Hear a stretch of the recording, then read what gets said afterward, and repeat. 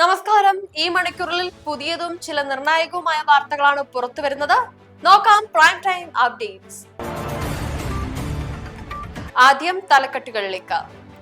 പത്മകുമാറിനൊപ്പം ബോർഡിൽ ഉണ്ടായിരുന്ന 2 മെമ്പർമാരെ അറസ്റ്റ് ചെയ്തില്ല.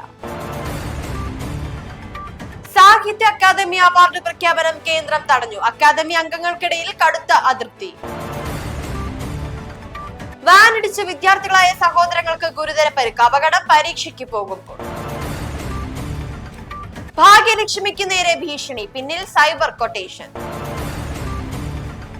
ബസിനും നടപ്പാതയുടെ കൈവരിക്കും ഇടയിൽ കുരുങ്ങി വിദ്യാർത്ഥി. വാർത്തകൾ വിശദമായി. ശബരിമല സ്വർണ്ണക്കൊള്ള കേസിലെ അന്വേഷണത്തിൽ ഹൈക്കോടതി കടുത്ത അതൃപ്തിയാണ് രേഖപ്പെടുത്തിയിട്ടുള്ളത്. മുരാരി ബാബു, എൻ വാസു എന്നിവരുടെ ജാമ്യാപേക്ഷ തള്ളിക്കൊണ്ടുള്ള ഉത്തരവിലാണ് കോടതിയുടെ ഗുരുതര പരാമർശങ്ങൾ. കേസിൽ എ പത്മകുമാറിനെ അറസ്റ്റ് ചെയ്തപ്പോൾ ബോർഡിൽ ഉണ്ടായിരുന്ന മറ്റ് 2 മെമ്പർമാരെ അറസ്റ്റ് ചെയ്യാത്തത് ആശ്ചര്യകരമാണെന്ന് കോടതി വ്യക്തമാക്കി. ശബരിമല സ്വർണ്ണക്കൊള്ള കേസിൽ മുരാരി ബാബു, എൻ വാസു എന്നിവരുടെ ജാമ്യാപേക്ഷ തള്ളിക്കൊണ്ടുള്ള ഉത്തരവിനെതിരെയാണ് കോടതിയുടെ ഭാഗത്തു നിന്നും ഗുരുതരമായ ആരോപണങ്ങൾ ഉയരുന്നത്. അതായത് അന്വേഷണത്തെ ശരിയായ രീതിയിൽ അല്ല നടക്കുന്നത് എന്ന പരാമർശമാണ് കോടതിയുടെ ഭാഗത്തു നിന്നും വരുന്നത്. സ്വർണ്ണക്കൊള്ള കേസുമായി ബന്ധപ്പെട്ടുകൊണ്ട് എ പത്മകുമാറിനെ അറസ്റ്റ് ചെയ്തു. എന്നാൽ പത്മകുമാറിനൊപ്പം ബോർഡിൽ ഉണ്ടായിരുന്ന മറ്റ് 2 പേരെ അറസ്റ്റ് ചെയ്തില്ല. ഇത് ആശ്ചര്യമുളവാക്കുന്നു എന്നാണ് കോടതി വ്യക്തമാക്കുന്നത്. മാത്രവുമല്ല, അന്വേഷണത്തിന് ഒരു മെല്ലെപ്പോക്കുണ്ട് എന്നും കോടതി സ്ഥിരീകരിച്ചിട്ടുണ്ട്. ഡിസംബർ 5-ന് ശേഷം ഇതിൽ വലിയ വിവരങ്ങളൊന്നും തന്നെ പുറത്തു വന്നിട്ടില്ല എന്നാണ് കോടതി വ്യക്തമാക്കിയിട്ടുള്ളത്.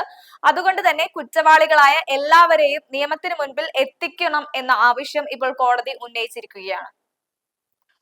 കേന്ദ്ര സാഹിത്യ അക്കാദമി അവാർഡ് പ്രഖ്യാപനം സാംസ്കാരിക മന്ത്രാലയം തടഞ്ഞതിനെതിരെ രൂക്ഷ വിമർശനം. അക്കാദമിയെ കാവ്യവൽക്കരിക്കുവാനുള്ള നീക്കമാണ് നടക്കുന്നതെന്ന് എ റഹീം MP ആരോപിച്ചു. കേന്ദ്ര സാഹിത്യ അക്കാദമി അവാർഡ് പ്രഖ്യാപനം സാംസ്കാരിക മന്ത്രാലയം തടഞ്ഞതിനെതിരെ രൂക്ഷ വിമർശനം. അവാർഡ് ജേതാക്കളുടെ പട്ടിക നൽകിയതിനു ശേഷമുള്ള സാംസ്കാരിക മന്ത്രാലയം പ്രഖ്യാപനം തടഞ്ഞത്. അതിനെതിരെ അംഗങ്ങൾ ഒറ്റക്കെട്ടായി എതിർക്കുകയും ഒപ്പം അക്കാദമിയെ കാവ്യവൽക്കരിക്കുവാനുള്ള നീക്കമാണ് നടക്കുന്നതെന്നും എ റഹീം MP ആരോപിക്കുകയും ചെയ്തു. തിരഞ്ഞെടുക്കപ്പെട്ടവരാണ് അക്കാദമി അംഗങ്ങളെന്നും സർക്കാരിന്റെ നിർദ്ദേശപ്രകാരമല്ല പ്രവർത്തിക്കുന്നതെന്നും ജമ്മുവിൽ നിന്നുമുള്ള അംഗങ്ങൾ പ്രതികരിച്ചു. ചരിത്രത്തിൽ ആദ്യമായാണ് കേന്ദ്ര സർക്കാരിന്റെ ഭാഗത്തു നിന്നും കടന്നുകയറ്റം ഉണ്ടാകുന്നതെന്നും സാഹിത്യകാരന്മാരെ ഭയപ്പെടുത്തുവാനുള്ള നീക്കം അപകടകരമായിരിക്കുമെന്നും എ റഹീം MP മാധ്യമങ്ങളോട് പറഞ്ഞു. ഇത് കൂടുതൽ വിവാദങ്ങൾ ക്ഷണിച്ചു വരുത്തുകയേ ചെയ്യൂ. എന്നാൽ ഇതുവരെ പ്രഖ്യാപനങ്ങൾ എന്ന കാര്യത്തിൽ കൂടുതൽ വിശദീകരണങ്ങൾ വന്നിട്ടില്ല. ചേലക്കര എളനാട് റോഡിൽ വാനിടിച്ച് വിദ്യാർത്ഥികളായ സഹോദരങ്ങൾക്ക് ഗുരുതര പരിക്കേറ്റു. ചേലക്കര SMT സ്കൂളിലെ വിദ്യാർത്ഥികൾക്കാണ് പരീക്ഷയ്ക്ക് പോകുമ്പോൾ റോഡ് കുറുകെ കടക്കുമ്പോൾ അപകടമുണ്ടായത്. അമിത വേഗത്തിൽ വന്ന വാൻ ഇടിക്കുകയായിരുന്നു. ചേലക്കര ഏളനാട് റോട്ടിൽ വാനിടിച്ച് വിദ്യാർത്ഥികളായ സഹോദരങ്ങൾക്ക് ഗുരുതരമായി പരിക്കേറ്റു. ചേലക്കര SMT സ്കൂളിലെ വിദ്യാർത്ഥിക്കാണ് പരിക്കേറ്റത്. പരീക്ഷയ്ക്ക് പോകാൻ റോഡ് കുറുകെ കടക്കുമ്പോഴാണ് അപകടമുണ്ടായത്. അമിത വേഗതയിൽ വന്ന വാൻ വിദ്യാർത്ഥികളെ ഇടിക്കുകയായിരുന്നു. വിദ്യാർത്ഥികൾക്ക് പരിക്കുകളുണ്ട്. അവരെ ഇപ്പോൾ പ്രദേശത്തെ സ്വകാര്യ ആശുപത്രിയിൽ പ്രവേശിപ്പിച്ചിട്ടുണ്ട്. പോലീസ് ഇതിൽ കൂടുതൽ അന്വേഷണങ്ങൾ നടത്തി വരികയാണ്. ദിലീപിനെതിരെ സംസാരിച്ചാൽ മുഖത്ത് ആസിഡ് ഒഴിക്കുമെന്ന് ഭീഷണിപ്പെടുത്തിയതായി ചലച്ചിത്ര പ്രവർത്തക ഭാഗ്യലക്ഷ്മി. നടി ആക്രമിക്കപ്പെട്ട കേസിലെ വിധി വന്ന ശേഷമുള്ള ശക്തമായ നിലപാടുകളുടെ പേരിലാണ് ഭീഷണി. ഫോൺ കോളിലൂടെയാണ് ആസിഡ് ഭീഷണി മുഴക്കിയതെന്ന് ഭാഗ്യലക്ഷ്മി വ്യക്തമാക്കി. പലരും വിളിക്കുന്നത് കൊണ്ട് തന്നെ എല്ലാ കോൾസും ഞാൻ എടുത്തുകൊണ്ടിരിക്കുകയായിരുന്നു.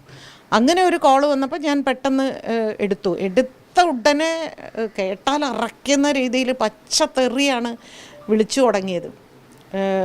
തുടങ്ങിയിട്ട് പറഞ്ഞു, ഇനിയും നീ ദിലീപേട്ടനെതിരെ പറയുമോ? അപ്പം ഞാൻ പറഞ്ഞു, ഞാൻ പറയും, ഇനിയും ഞാൻ പറയും എന്ന് പറഞ്ഞപ്പോൾ എങ്കിൽ ഇതിൻ്റെ മുഖത്ത് ആസിഡ് ഒഴിക്കും എന്ന് പറഞ്ഞാൽ ഒഴിക്കടാ എന്ന് പറഞ്ഞിട്ട് ഞാൻ.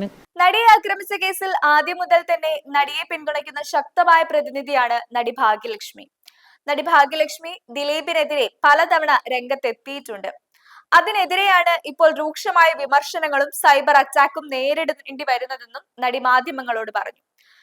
ദിലീപേട്ടനെതിരെ പറയുമോടി എന്ന് പറഞ്ഞ് തെറിവിളി നടത്തുന്ന മെസ്സേജുകളാണ് തനിക്ക് വരുന്നത് എന്നായിരുന്നു നടി പ്രതികരിച്ചത്. വടകരയിൽ സ്വകാര്യ ബസിനും നടപ്പാതയുടെ കൈവരിക്കും ഇടയിൽ കുരുങ്ങി കോളേജ് വിദ്യാർത്ഥിക്ക് ഗുരുതര പരിക്ക്. വടകര NSS കോളേജിലെ വിദ്യാർത്ഥി ദേവഗംഗയ്ക്കാണ് പരിക്കേറ്റത്.